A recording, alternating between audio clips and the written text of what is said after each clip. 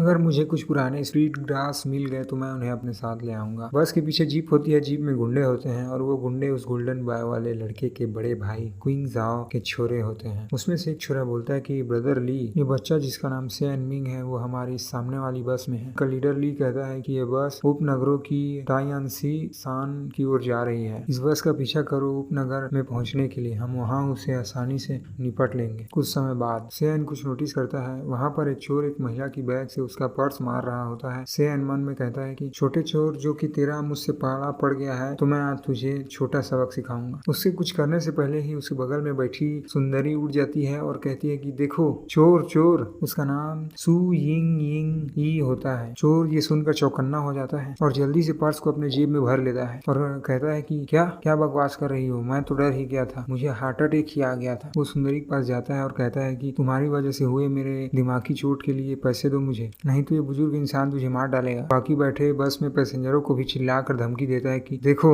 जो भी हिम्मत करेगा मुझसे उलझने की मैं उसे मार डालूंगा। सबकी फट रही होती है। तभी सुंदरी कहती है कि इससे डरने की जरूरत नहीं, हम बहुत सारे हैं इस बस में। इसने दिन के समय दिन दहाड़े किसी की पर्स मारने की हिम्मत की, चलो एक साथ मिलकर इसे पुलिस स्टेशन ले जाते हैं। अरे मैंने तो नोटिस ही नहीं किया कि तू तो गच माल है। मेरा तो इरादा ही बदल गया, अब मैंने अपना इरादा चेंज कर लिया है, मैं तुझसे पैसे नहीं लूंगा। जो भी तूने खुद से अपने आप को इस हालात में फंसाया है मुझे तंग करके, तो तुझे इस बुजुर्ग इंसान को अपने आप को भरपाई के तौर पे देना होगा। सुंदरी उस चोर से कहती है कि तुम बकवास कर रहे हो, सभी ने तुम्हें चोरी करते हुए देखा है। वो चोर कहता है हाँ मुझे देखा है चोरी करते हुए। तो उस महिला का पर्स अपने जेब से निकालता है और सभी को दिखाते हुए कहता है कि चलो मैं पूछता हूँ किसने देखा इस बुजुर्ग इंसान को चोरी करते हुए। जिसने भी देखा वो खड़ा हो जाए। उसके साथ उसके चमचे भी होते हैं जो कहते हैं कि हाँ जिसने भी देखा वो खड़ा हो जाए। उसके चमचे कहते हैं कि हम में से किसी ने भी इसे चोरी करते हुए नहीं देखा, जिसने भी देखा वो खड़ा हो जाए, हम भी उसे देखना चाहते हैं। हे सभी का मुंह सूख चुका होता है, किसी के मुंह से आह भी नहीं निकलती और बस में एक सन्नाटा सा छा चुका होता है। चोर सुंदरी से कहता है कि देखो छोटी बच्ची, किसी ने मुझे ये पर्स चुराते हुए नहीं देखा, अब मुझसे माफी मांगो और मेरे साथ चलो आनंद का स्वाद लेने। मेरी बदनामी करने के लिए मैं तुम्हें माफ कर दूंगा। बेचारी सुंदरी बुरी तरह फंस गई होती है और उसकी आंखों से मोतियां बरसने वाली ही होती हैं और कहती है कि तुम तीनों एक ही ग्रुप के हो, तो क्या यहाँ पर कोई है जो ये साबित कर सके कि मैंने चीजें चुराई हैं? तुम्हें लगता है कि तुम्हारे लिए कोई गवाही देगा? अरे सुंदरी तुम तो बहुत भोली हो रही है। वो उस महिला जिसका पर्स उस चोर ने चोरी किया है उसे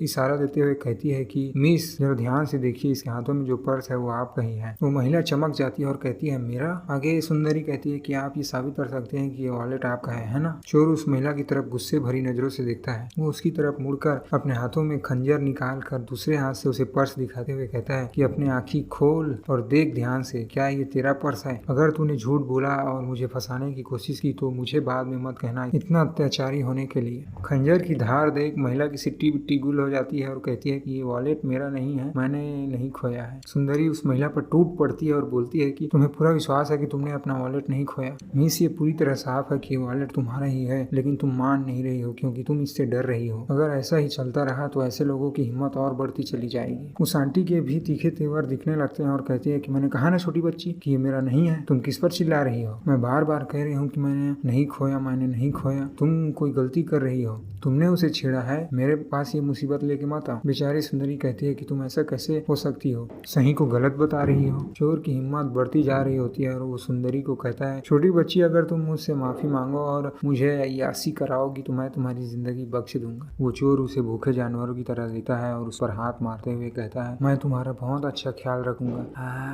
मस्त माल है। तभी सेन उस चोर का हाथ पकड़ लेता है। लड़की और चोर दोनों शौक। चोर कहता है कि छोरे मेरे हाथ को छोड़, तेरी हिम्मत कैसी हुई इस ओल्ड मैन को मजेदार चीजें करने से रोकने की? सेन मिंग उसे भूतिया नजरों से देखता है और कहता है कि तू मुझे परेशान कर रहा है, इस बस से निकल जा नहीं तो मैं तेरा पैर तोड़ दूंगा। चोर सनक जाता है और सेन मिंग से कहता है कि तेरी हिम्मत तो बिल्कुल भी छोटी नहीं है, तुझे अभी ठिकाने लगाता हूँ। वो खंजर से सेन मिंग पर वार करता है। सेन मिंग पलक झपकते ही उसका पैर तोड़ देता है। चोर के दर्द के मारे आह ऊह निकल रही होती है। सेन मिंग चोर से कहता है कि दिन के उजाले में चोरी करता है और वो भी ऐसी हिम्मत लिए। मैं तुझे 10 सेकंड देता हूँ इस बस से निकलने के लिए। चोर की अपने पैर से टूटे से फटी पड़ी होती है और वो अपने पैर को पकड़कर मेरा पैर कर रहा होता है। चोर अपने चमचों को आदेश देता है, कहता है कि तुम क्या कर रहे हो वहाँ पर सीट में बैठे बैठे, आओ इधर इसे मार डालो। उसके चमचे अपने डायलॉग ठोकते हैं, भड़वे ना समझ, तेरी इतनी हिम्मत जो मौत को बुलावा दे रहा है। हमारी सुंदरी हमारे सारे सेन को अपना भाई बना लेती है और कहती है बड़े भाई संभल कर। सेन मिंग उसे थम्स अप दिखाते हुए कहता है कोई दिक्कत नहीं। और एपिसोड समाप्ति की ओर भाई लोग।